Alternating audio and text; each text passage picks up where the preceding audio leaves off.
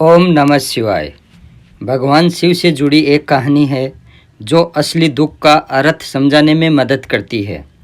एक बार की बात है, एक गरीब ब्राह्मण भगवान शिव की भक्ति में लीन था। उसकी पत्नी और बच्चे भूख से परेशान थे, लेकिन ब्राह्मण ने अपनी तपस्या और भक्ति नहीं छोड़ी। उसकी आस्था थी कि भगवान शिव उसकी कठिनाइयों को दूर करेंगे। कई वर्षों तक ब्राह्मण ने कठोर तपस्या की, लेकिन उसे कोई फल नहीं मिला। एक दिन उसकी पत्नी ने उसे कहा, तुम्हारी भक्ति का क्या फ़ायदा? हम भूखे हैं, बच्चे तड़प रहे हैं। ब्राह्मण का मन विचलित हो गया और उसने भगवान शिव को अपनी तकलीफ़ बताने का निर्णय लिया। वह कैलाश पर्वत की ओर चल पड़ा।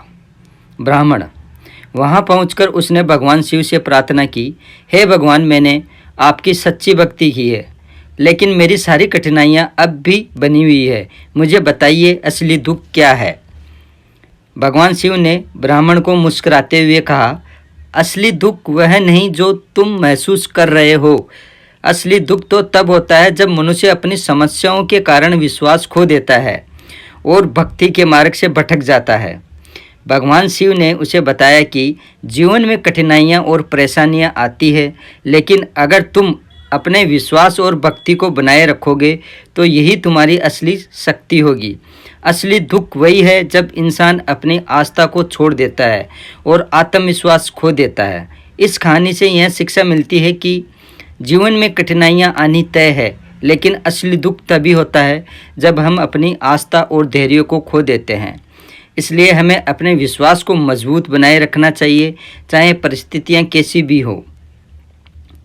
दूसरी कहानी शिव जी की।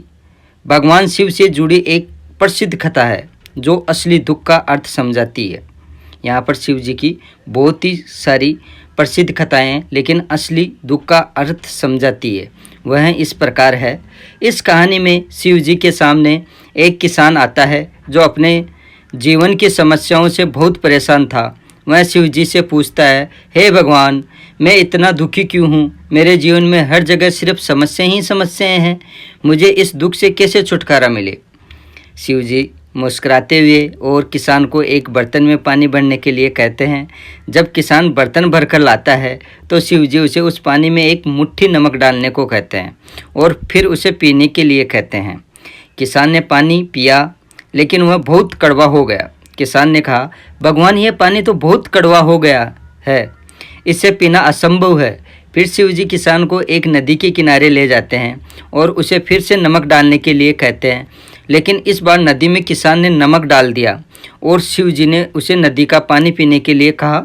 किसान ने पानी पिया और पाया कि पानी बिल्कुल मीठा था। शिव जी ने मुस्कुराते हुए कहा, दुखी वही है नमक जैसा।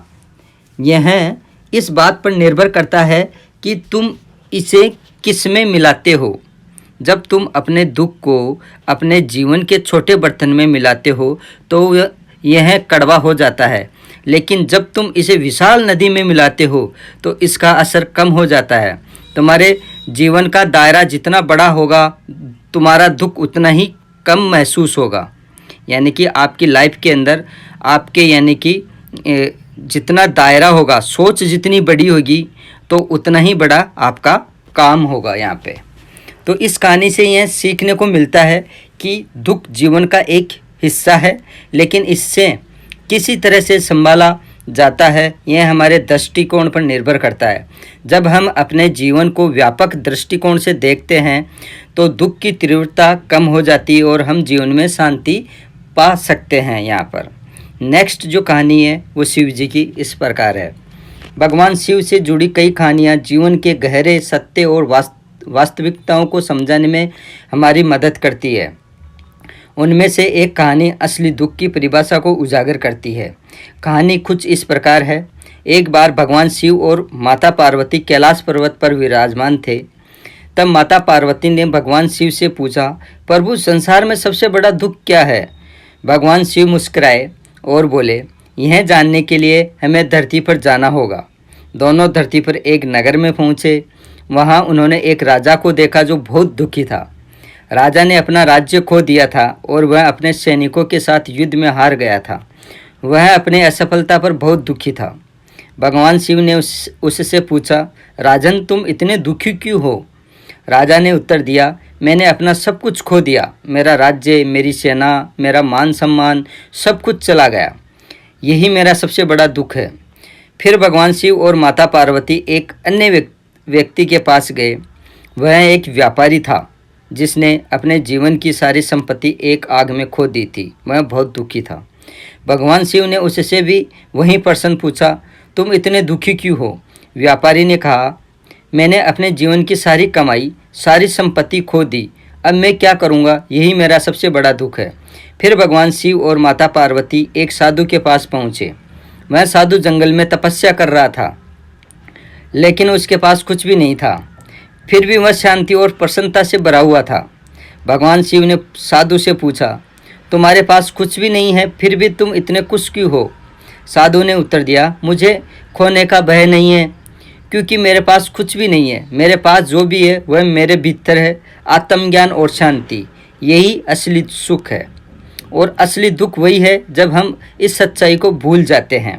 यानी कि हमारे मन के अंदर जो सच्चाई है उसको तो हम भूल रहे हैं, उसी की वजह से हम यहाँ पर दुखी रहते हैं।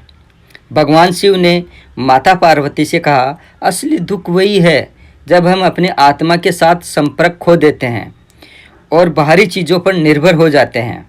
जब हम अपनी सच्ची पहचान भूल जाते हैं तब असली दुख का अनुभव होता है।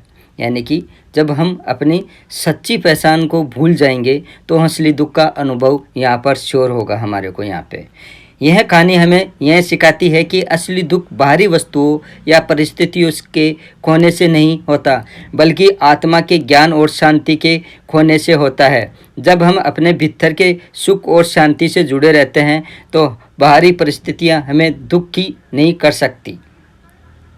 इस प्रकार कहानी संपूर्ण होती है। नेक्स्ट कहानी की हम यहाँ पर बात करते हैं कि इंसान दुखी क्यों रहता है। ये कहानी का टॉपिक है। भगवान शिव से जुड़ी एक प्रसिद्ध कहानी हमें सिखाती है कि असली दुख क्या है और कैसे इसे समझकर जीवन में संतुलन बनाए रखा जा सकता है। यह कहानी हमें यह भी सिखाती है कि जीवन में दुखों का सामना कैसे करना चाहिए। तो ये कहानी बिल्कुल आप डीपली समझे। कहानी के अनुसार एक बार पार्वती जी ने भगवान शिव से पूछा, हे प्रभु, दुनिया में सबसे बड़ा दुख क्या है? भगवान शिव मुस्कुराते हुए कहा, यह जानने के लिए तुम्हें खुद अनुभव करना पड़ेगा। भगवान शिव ने पार्वती जी को एक यात्रा पर भेजा जहां उन्होंने कई लोगों से उनके दुखों के बारे में सुना। एक महिला अपने बच्चे की मृत्यु से दुखी थी तो एक किसान अपनी फसल के नुकसान से परेशान था। पार्वती जी ने हर प्रकार का दुख देखा, लेकिन उन्हें समझ नहीं आया कि असली दुख क्या है। आखिरकार जब पार्वती जी ने लौटकर भगवान शिव से पूछा कि असली दुख क्या है, तो भगवान शिव ने कहा, असली दुख वह है जिसे कोई भी व्यक्ति अकेले सहता है, जिसे वह बांट नहीं सकता। वही असली दुख होता है। यह आंतरिक दुख होता है जिसे केवल स्वीकृति और आत्मनिरीक्षण से ही दूर किया जा सकता है। इस कहानी का संदेश यह है कि दुख जीवन का एक अनिवार्य हिस्सा है, लेकिन इसे कैसे स्वीकार करते हैं और इसके साथ कैसे आगे बढ़ते हैं, यह हमारी मानसिक और आध्यात्मिक शक्ति पर निर्भर करता है। जीवन में संतुलन बनाए रखना और हर परिस्थिति का सामना धैर्यपूर्वक करना ही असली समाधान है। इस प्रकार यह कहानी भी संपूर्ण होती है। नेक्स्ट कहानी हम शिव जी की शुरू करते हैं कि असली दुख क्या है, जाने शिव जी से। भगवान शिव से जुड़ी एक कहानी है जो असली दुख के बारे में गहरी समझ देती है।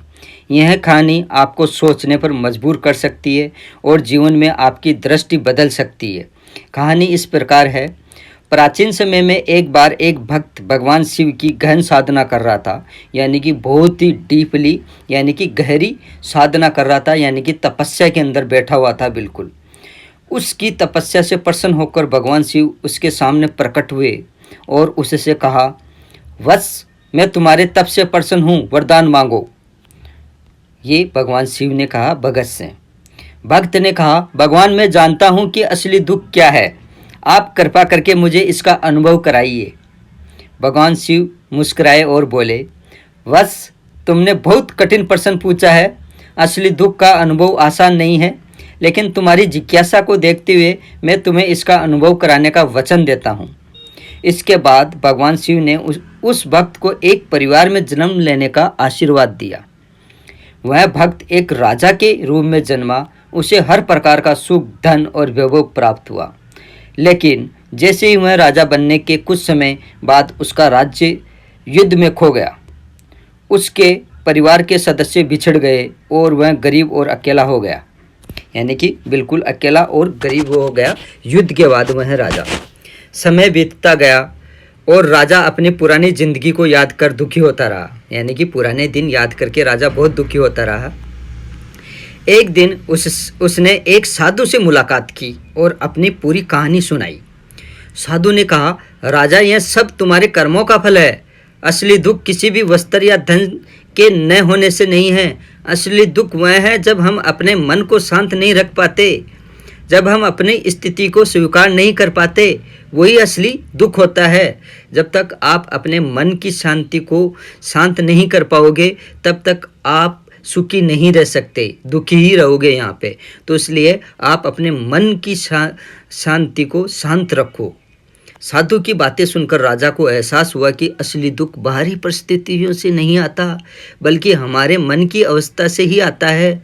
अगर मन शांत और संतुष्ट हो तो कोई भी परिस्थिति दुखदायी नहीं हो सकती। यानी कि अगर मन शांत और संतुष्ट हो, जैसे कि उदाहरण के तौर पे मैं आपको यहाँ पर समझाऊँ कि हमारे को रोज़ के यानी कि दिहाड़ी के 10 रुपये मिल रहे हैं, उसी के अंदर हमारे को यहाँ पर संतुष्ट रहना चाहिए।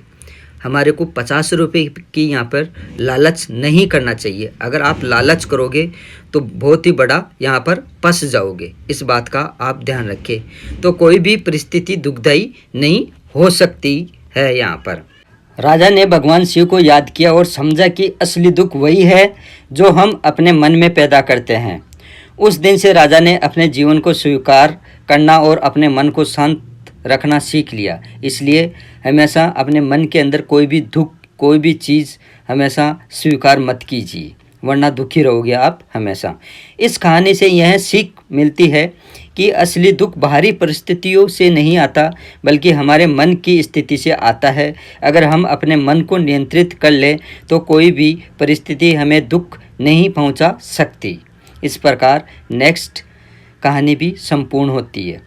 अब हम बात करेंगे नेक्स्ट कहानी के बारे में, भगवान शिव की जो कहानी है दुख के बारे में।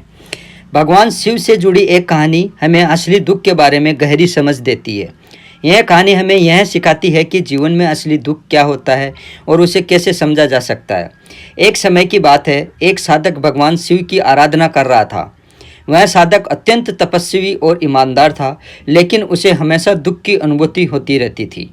वह हमेशा सोचता था कि क्यों उसे इतना दुख महसूस होता है, जबकि वह भगवान की भक्ति में लीन है।